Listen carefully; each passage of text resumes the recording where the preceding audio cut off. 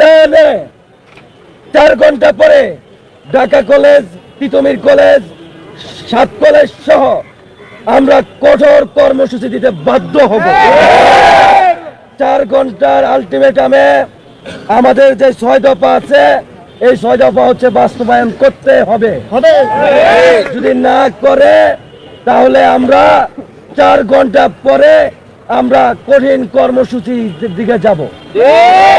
আমরা 4 দিন, 5 দিন কিংবা 24 ঘন্টা বেঁধে দেব না। আর কারণ যখন বৈষম্য 7 কলেজের যে সংকটের বিরুদ্ধে যখন আমরা দাঁড়িয়েছি, তখন ঢাকা বিশ্ববিদ্যালয়ের প্রশাসন আমাদের উপরে লাঞ্ছনা, বঞ্চনা, বিভিন্নভাবে হ্যায় প্রতিপন্ন করে আমাদেরকে আরো ড্যামেজ করার চেষ্টা করেছে। আমরা যখন প্রতিবাদের সুর তুলেছি, তখন এই মামুন বাহিনী দিয়ে নীলক্ষেত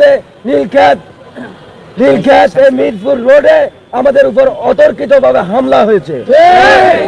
যদি 4 ঘন্টার ভিতরে আমাদের দাবি বাস্তবায়ন না হয়, আমরা কঠিন কর্মসূচির দিকে যাব। আমাদের আহত